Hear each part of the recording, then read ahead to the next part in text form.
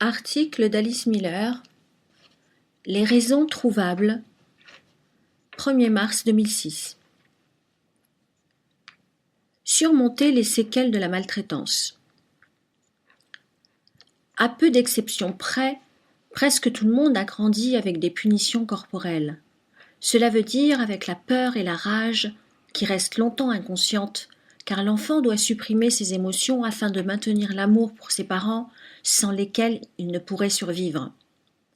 Ces émotions sont enregistrées dans notre corps et peuvent produire à l'âge adulte des symptômes plus ou moins graves. On peut souffrir de dépression, de crises de panique, de réactions violentes envers ses enfants, sans que les vraies raisons de la peur, de la rage ou du désespoir ne deviennent conscientes. Si on pouvait connaître ces raisons, on ne tomberait pas malade, parce que l'on saurait que la mère ou le père n'ont plus de pouvoir sur nous et ne peuvent plus nous battre. Or, dans la plupart des cas, on ne le sait pas parce qu'une amnésie totale a couvert depuis longtemps les souvenirs des châtiments afin de protéger le cerveau de l'enfant, et cette amnésie est très persistante. Bien qu'elle nous protège des souvenirs, elle ne peut pas nous protéger des symptômes graves tels que la peur qui signale les dangers n'existant plus. Il est vrai, ces dangers étaient tout à fait réels jadis, comme par exemple quand la mère porta un coup sur sa fillette de 6 mois pour lui apprendre à obéir. Mais même si l'on a survécu à ce coup, il arrive que l'on souffre d'une crise cardiaque à l'âge de 46 ans.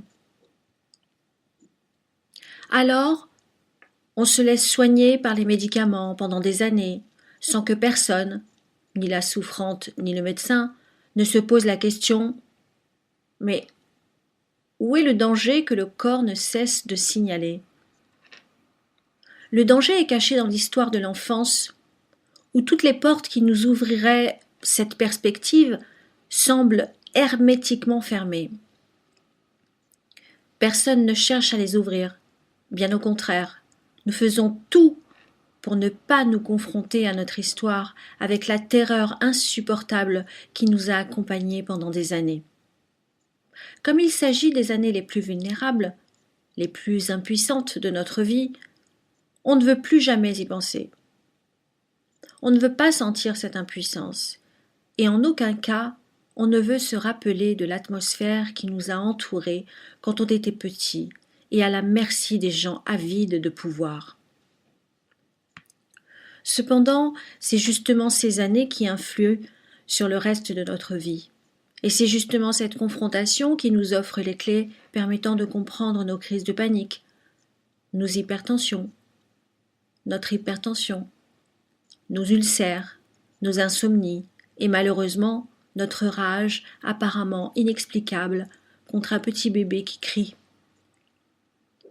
La logique de tous ces mystères se met en place aussitôt que nous voulons enfin prendre conscience des origines de notre vie qui n'a pas commencé à l'âge de 15 ans, mais beaucoup plus tôt. Nous commençons à comprendre notre souffrance et en même temps nos symptômes nous quittent pas à pas. Nous n'avons plus besoin d'eux, car à partir de ce moment-là, c'est nous qui prenons en charge l'enfant qui a souffert. Nous voulons comprendre cet enfant que nous étions, reconnaître sa souffrance, ne plus la nier et accompagner cet enfant battu qui était seul dans sa peur, sans témoin secourable, sans consolation, sans repère. En offrant les repères à l'enfant que nous étions, nous créons à son âme une nouvelle perspective qui lui permettra de voir que ce n'est pas le monde entier qui est plein de dangers, mais que c'était surtout sa famille qui était à craindre à chaque moment de son existence. On n'a jamais su quelle mauvaise humeur peut guider notre maman et comment il nous faudra défendre notre vie. Personne n'est venu à notre secours, personne n'a vu que nous étions en danger, alors nous avons appris nous-mêmes à ne pas le voir non plus. Beaucoup de gens ont réussi à se protéger de ces souvenirs d'enfants maltraités en utilisant des médicaments comme par exemple les antidépresseurs. Mais ces derniers nous volent nos vraies émotions et les réactions logiques à la maltraitance de l'enfant ne peuvent pas être exprimées. Or, c'est exactement ce fait qui a créé la maladie. En entrant dans la thérapie, tout devrait changer. Il y a un témoin de notre souffrance.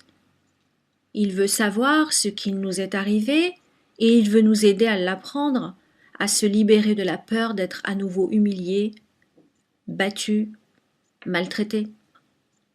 Il veut nous aider à sortir de la vie chaotique de notre enfance, à trouver nos émotions et vivre enfin avec notre vérité.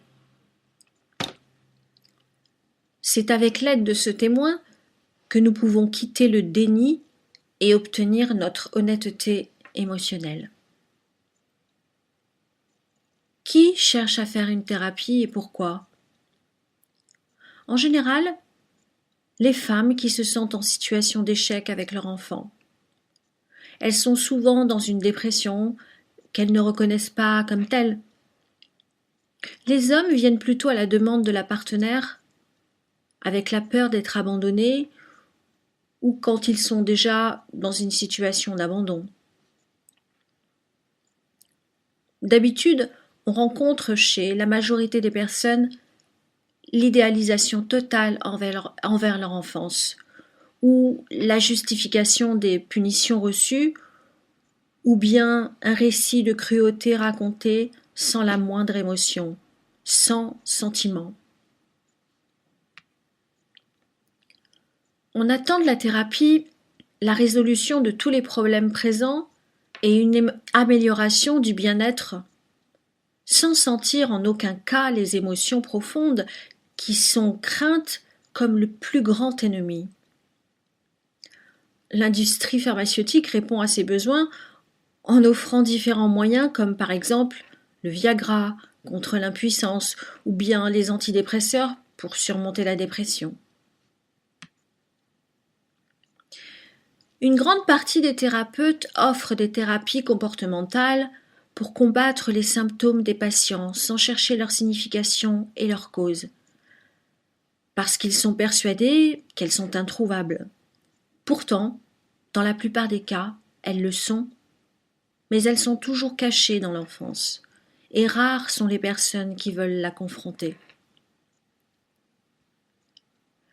Ceux qui le veulent peuvent se confronter à leur enfance en admettant ces émotions que l'on a craintes jusqu'alors et en comprenant leurs raisons. Après avoir vécu et compris la peur et la rage contre ses parents dans le cadre de la thérapie, on n'est plus forcé de les décharger sur des boucs émissaires et le plus souvent sur nos enfants. De cette façon, on découvre pas à pas la réalité de son histoire. À partir de là, on peut comprendre la souffrance de l'enfant que nous avons été et la cruauté que nous avons subie dans l'isolement. Sentir qu'il y avait des bonnes raisons d'être enragé et désespéré, comme de n'avoir jamais été compris, reconnu et pris au sérieux. En vivant des émotions que nous n'avions jamais exprimées jusqu'alors, nous arrivons à mieux nous connaître. La plupart des thérapeutes qui vivent dans le déni complet n'ont pas encore découvert la souffrance de l'enfant battu qu'ils ont été. Ils pensent alors que je vois partout de la maltraitance parce que moi je l'ai subie. Mais il existe aussi une minorité. Cela veut dire des thérapeutes qui veulent chercher leur histoire refoulée. Après avoir lu les articles sur mon site, ils me posent des questions auxquelles je réponds ci-dessous. N'y a-t-il pas le risque de haïr et détester les parents quand on a réalisé comment ils nous avaient fait souffrir ?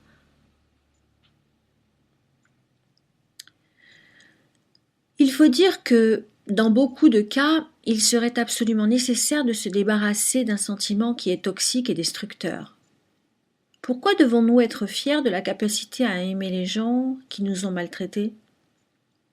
On peut facilement constater que beaucoup de gens se sentent soulagés quand on leur pose ce genre de questions. mais ils pensent que cet amour est plus fort que la raison. Ils pensent comme ça parce qu'ils vivent encore dans la réalité de leur enfance, où ils avaient besoin de cet amour pour survivre. Adultes, ils n'en ont plus besoin. Par contre, ils ont besoin de se libérer des mensonges qui, si souvent, rendent leur corps malade.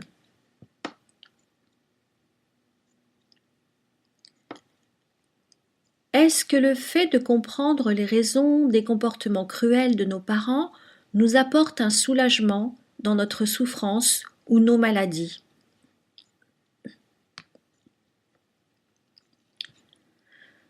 Je pense que cela peut être le contraire.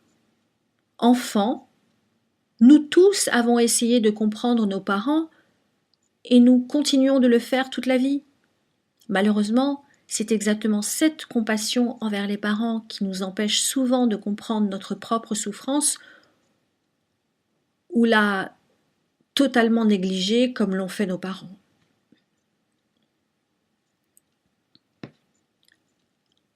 Ne serait-il pas égoïste de penser à soi au lieu des autres? N'est-il pas immoral de s'occuper de soi-même plutôt que des autres? Non, parce que la compassion de l'enfant ne change rien dans la dépression de la mère aussi longtemps que la mère nie la souffrance de son enfance. Il y a des mères qui ont plusieurs enfants adultes très aimants, soucieux et protecteurs, qui souffrent quand même de dépression grave parce que les causes de leur souffrance restent cachées dans leur enfance. L'amour de leurs enfants ne peut rien y changer. Mais cette démarche de vouloir sauver sa mère peut détruire toute une vie. La condition d'une vraie empathie pour les autres est l'empathie pour soi-même, ce que l'enfant maltraité ne pouvait pas avoir. Au contraire, il était obligé de ne pas ressentir sa douleur. Tous les délinquants, les dictateurs atroces, y compris, montrent ce manque d'empathie. Ils assassinent les autres et les laissent assassiner sans la moindre émotion. Si l'enfant doit apprendre à supprimer ses émotions, il n'a plus de compassion pour lui-même et par conséquent pas de compassion pour les autres. Ce qui favorise les comportements criminels, souvent cachés derrière le vocabulaire moraliste, religieux ou politique, apparemment progressiste. Idéalement, serait-il possible d'aimer les parents qui sont devenus vieux et faibles et en même temps aimer l'enfant que nous avons été?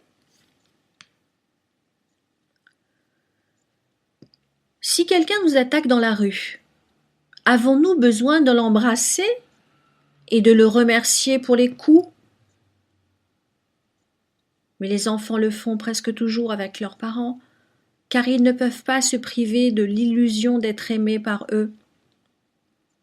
Ils croient que tout ce que leurs parents font, ils le font par amour. Dans la thérapie, l'adulte doit apprendre à quitter cette position de l'enfant et vivre avec la réalité. Si l'on a appris à s'aimer, on ne peut plus en même temps aimer son bourreau. Notre accès à notre histoire d'enfant nous donne la liberté d'être fidèles à nous-mêmes. Cela veut dire de pouvoir ressentir nos émotions, de les connaître et d'agir selon nos besoins. Ce qui nous garantit notre santé et nos relations honnêtes et vraies avec nos proches. Nous arrêtons de mépriser, négliger ou même maltraiter notre corps et notre âme de la même façon. Impatiente, irritée, humiliante, que nos parents ont traité le petit enfant qui n'a pu encore parler et s'expliquer. Nous cherchons plutôt à comprendre les causes de nos malaises, ce que nous pouvons faire plus facilement après avoir pris la connaissance de notre histoire. Aucun médicament ne peut nous renseigner sur les causes de nos malaises ou maladies. Un médicament peut seulement brouiller ces causes et soulager la douleur pour quelque temps. Mais les causes qui n'étaient pas reconnues restent toujours actives et continuent leur travail de signalisation jusqu'à ce que la maladie récidive.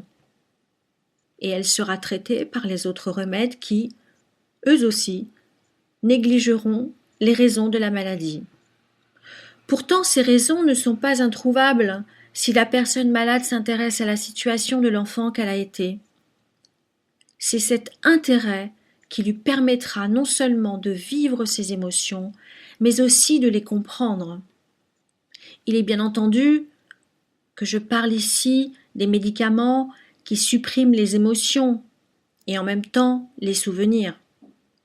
Il y a bien sûr des médicaments dont on ne peut pas se priver et qui ne sont pas inhibiteurs des émotions, comme les antidépresseurs le sont.